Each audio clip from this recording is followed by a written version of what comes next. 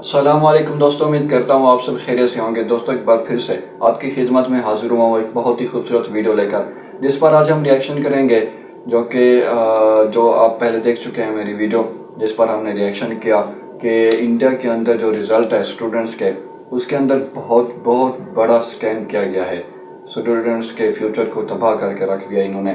तो एक बार फिर से एक और वीडियो लेकर आया हूँ, जिसके अंदर पूरे तरीके से एक्सपोज किया जाएगा इस वीडियो के अंदर के ऐसा क्यों किया गया, आखिर कौन लोग थे ऐसे जिन्होंने स्टूडेंट्स के साथ ऐसा किया, और क्यों इतना मतलब कि उन्होंने स्कैम किया, इतना बड़ा स्कैम किया, और क्या मतलब कि उनके साथ कोई रद्द अमल हुआ कि नहीं हुआ। तो आइए देखते हैं क्या रिएक्शन होते हैं, और एक्सपोज करना तो मेरा काम है। चलिए देखते हैं क्या रिएक्शन होता है। नमस्कार। आज आप सभी के सामने इंडिया के one of the biggest scam को लेकर आया हूं।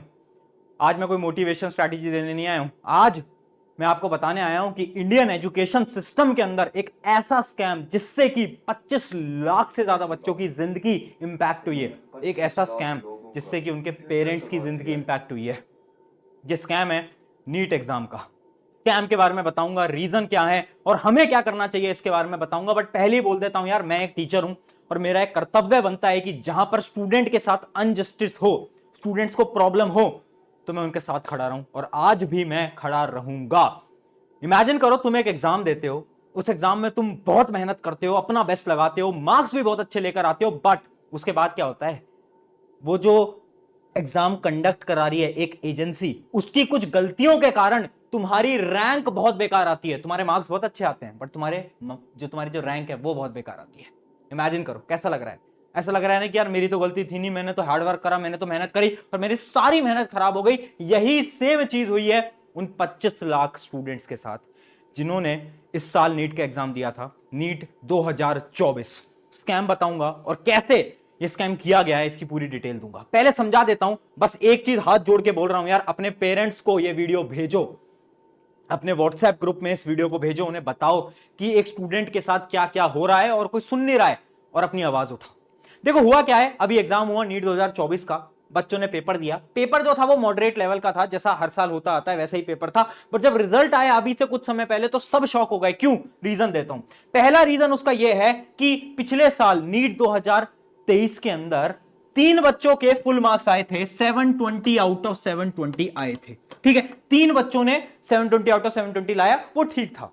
इस साल क्या हुआ, अचानक से ये नंबर 3 से बढ़ के 67 हो गया, मतलब 67 स्टूडेंट्स के फुल एग्जाम आए।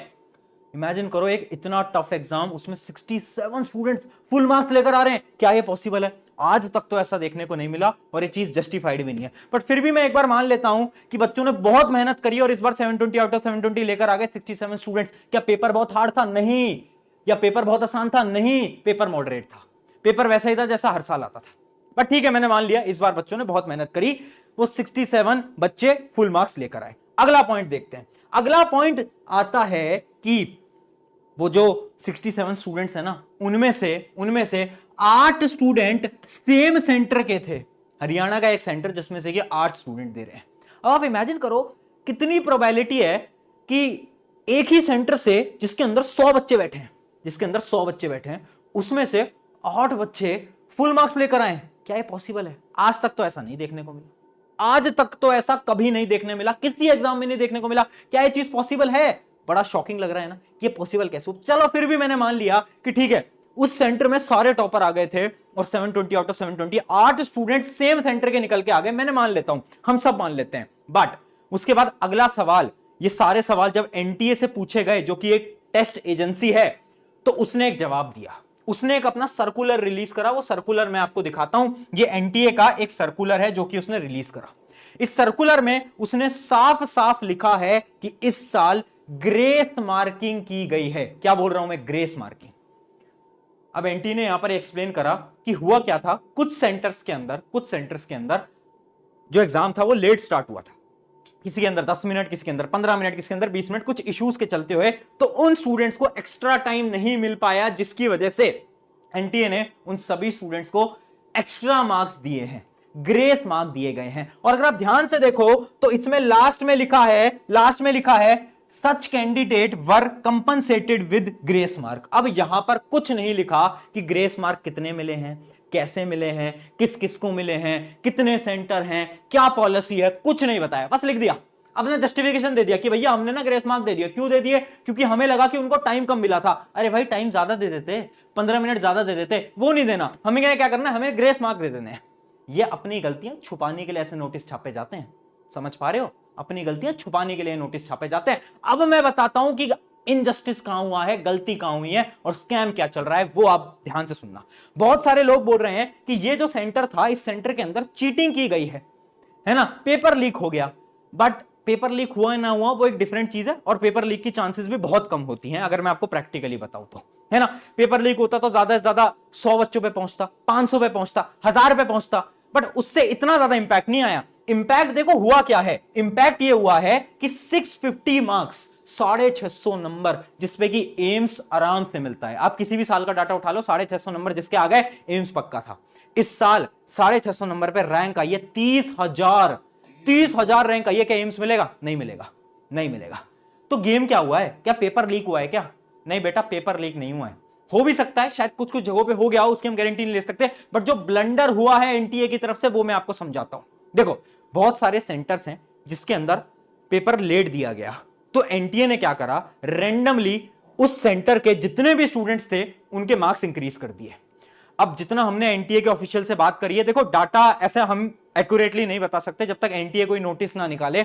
जितने हमने स्टूडेंट से बात करी है और एनटीए के ऑफिशियल से बात करी है, हमें पता चला है ब्लंडर क्या हुआ है कि इमेजिन करो एक स्टूडेंट है एक्स, वो एक्स सेंटर के अंदर बैठा है, इस सेंटर के अंदर 10 मिनट लेट पेपर दिया गया। अब एनटीए ने क्या करा, हर 1 मिनट के 4 नंबर एक्स्ट्रा दे दिए। मतलब जितने भी बच्चे एक्स सेंटर में हैं उनके मार्क्स +40 होकर आएंगे। समझ पाए? +40 होकर आएंगे। ये हमारा एजप्शन है, जितनी हमारी बात हुई है, क्योंकि मेरी एक स्टूडेंट से बात हुई, उस स्टूडेंट ने साफ बोला, भैया जब मैंने अपने मार्क्स को कैलकुलेट करा तो मेरे मार्क्स बन रहे थे 620 कुछ मार्क्स बता रहा था वो बच्चा, एग्जैक्टली मुझे याद नहीं, बट उसके जो मार्क्स आए वो 40 नंबर इंक्रीज होकर आए। कुछ बच्चों के 50 नंबर इंक्रीज होकर आए, कुछ बच्चों के 60 नंबर इंक्रीज होकर आए। कैसे हुआ ये इसलिए हुआ क्योंकि एनटीए ने क्या करा, एक ग्रेस मार्किंग कर दी कि रैंडमली जिस जिस सेंटर में टाइम बच्चों को लेट दिया गया है, कम दिया गया है, तो उसमें 50-60 नंबर इंक्रीज कर दो। अब देखो प्रॉब्लम क्या है, प्रॉब्लम यह है, दो बच्चों का एग्जांपल लो, एक बच्चा जो कि पूरी मेहनत करता है, पूरे एफर्ट लगाता है और वो मार्क्स लाता है अपने 650, ठीक है, एक अच्छा स्कोर है, एम्स मिलना चाहिए। वहीं पर ही एक दूसरा बच्चा है जो कि कम मेहनत करता है और उसका स्कोर आता है 600, बट क्योंकि वो एक ऐसे सेंटर के अंदर था जिसमें हर एक बच्चे के 60-60 नंबर इंक्रीज कर दिए गए, तो उसका फाइनल स्कोर बनता है 660। अब मुझे बताओ क्या ये चीज जस्टिफाइड है कि 650 नंबर इस बच्चे ने मेहनत करके लाए और इस बच्चे के 600 से 660 आ गए? क्या चीज जस्टिफाइड है? बताओ मुझे। कुछ कुछ सेंटर्स के अंदर तो यह भी सुनने में आ रहा है कि 80 से 100 नंबर तक इंक्रीज करें हैं। 80 से 100, सोच सकते हो कि अगर किसी के 620 आए तो डायरेक्टली 720 बन गए। इस वजह से इतने फुल मार्कर स्कोर आपको इस साल दिख रहे हैं। समझ पाए ये ब्लंडर कहां हुआ है? ये ब्लंडर हुआ है ग्रेस मार्किंग में। अब एनटीए इस चीज को छुपा रहा है, ये भी नहीं कि सामने से आकर मान ले कि हाँ यार हमसे गलती हो गई, वापस से नीट एग्जाम करा लेते हैं उन सेंटर्स के अंदर, बट वो नहीं करवा रहा। वो क्या कर रहा है, नहीं हमसे तो कुछ हुआ ही नहीं है, हमने तो कुछ गलती करी नहीं है, गलतियां छुपा रहे हैं। ये ब्लंडर है यार, ये ब्लंडर है। और दुख तब होता है जब ऐसे स्टूडेंट्स मैसेज करते हैं कि भैया डिप्रेशन है, भैया एंजाइटी है। भैया पेरेंट्स को क्या बताएं? पेरेंट्स को ये थोड़ी ना बोलेंगे कि भैया मार्क्स तो बहुत अच्छा है बट रैंक बहुत बेकार आई है।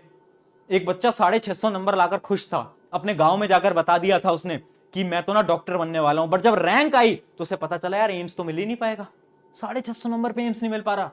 एक बच्चे के 700 कुछ आए हैं, वो सोच रहा था अब तो जो अपना एम्स दिल्ली है वो पक्का हो गया, बट यहां पर तो 720 वालों को एम्स दिल्ली नहीं मिल रहा है, उसे कहां से मिल जाएगा?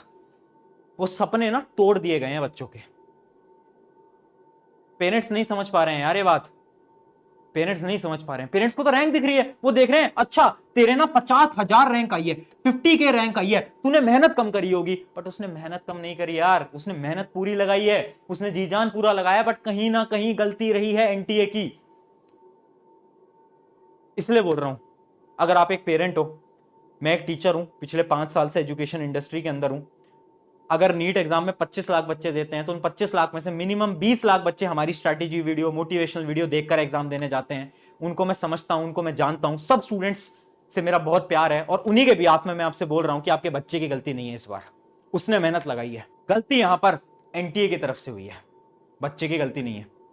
थोड़ा सा सपोर्ट अपने बच्चे पे भी रखिए। मुझे पता है आपने बहुत पैसे लगाए हैं उसकी कोचिंग के पीछे, अब ये सब देख के बहुत दुख होता है। अब as a parent, as a student आप क्या कर सकते हो? आपके पास कोई और ऑप्शन नहीं है, बस आप को आवाज उठानी पड़ेगी, आपको आवाज उठानी पड़ेगी। नीट 2024 में जो हुआ वो शायद अगले साल 25 में भी हो, 26 में भी हो, 27 में भी हो। अगर आप एक छोटी क्लास के स्टूडेंट हो, इसको देख रहे हो, तो मैं आपको भी बोलता हूं आवाज उठाओ, क्योंकि कल को ये आपके साथ भी हो सकता है। एक ऐसा एग्जाम जिसपे कि लाखों बच्चों की जिंदगी डिपेंड करती है, अगर उस एग्जाम को ऐसे कंडक्ट कराया जाएगा तो इस एग्जाम को देने की कोई जरूरत नहीं है। मत दो इस एग्जाम को, मत दो इस एग्जाम को। अगर अभी तुम 8-9 क्लास के अंदर हो, नीट एग्जाम मत देना, जिंदगी खराब कर देगा एग्जाम तुम्हारी। क्यों बोल रहा हूं मैं? अपने सीनियर से पूछना, वो बताएंगे तुम्हें अपना दर्द। एक एग्जाम जिसके पीछे 25 लाख बच्चे बैठ रहे हैं, एनटीए कंडक्ट करा रहा है, कंडक्ट बिल्कुल घटिया तरीके से कराया जा रहा है, किसी को समझ नहीं आ पा रहा है रैंक कैसे निकल रही है। क्या आप इस एग्जाम में, आपको इस एग्जाम को देना चाहिए? खुद से पूछो। सही बात। बहुत सारे करियर ऑप्शन है, और जितने बच्चों का इस बार नीट था वो ड्रॉपर थे और उनकी रैंक अच्छी नहीं आ पाई है। मुझे नहीं पता रीनीट होगा नहीं होगा, मुझे बिल्कुल नहीं पता, बट मैं आपसे बस इतना बोलूंगा, जिंदगी में बहुत कुछ है आगे करने को, हार मत मानो। बहुत कुछ है आगे करने को, बहुत मेहनत आगे लगानी है और कुछ बड़ा करके दिखाना है यार। ये गलती तुम्हारी नहीं थी, तुम्हें बिल्कुल भी दुखी होने की जरूरत नहीं है। 1% भी गलती तुम्हारी नहीं थी यहां पर। ये गलती उन लोगों थी जिनसे ये गलती हुई है, गलती तुम्हारी नहीं है। तुम बस अपना बेस्ट लगाओ जिंदगी में, कुछ आगे बढ़ो। और एक काम करना, इस वीडियो को अपने फ्रेंड्स, अपने पेरेंट्स तक प्लीज भेजना। जी तो दोस्तों, ये थी हमारी आज की वीडियो जो कि हमने देखी और जिस पर हमने रिएक्शन दिया, और आप इस वीडियो को एंजॉय किया होगा। तो आप देख सकते हैं कि 25 लाख जो बच्चे हैं, जो स्टूडेंट्स हैं इंडिया के अंदर, उनकी ज़िंदगी को तबाह करके रख दिया है इन्होंने। इस तरह से इन्होंने बिग स्कैम किया है अपने अंदर, मतलब कि पता नहीं क्या सोच के किया होगा। तो उम्मीद करता हूँ ये वीडियो आपको पसंद आई होगी। अगर पसंद आई तो वीडियो को लाइक कर दें, मेरे चैनल को सब्सक्राइब कर दें। मिलते हैं अगली वीडियो में, तब तक अपना बहुत सारा ख्याल रखिएगा। शुक्रिया, अल्लाह हाफिज़।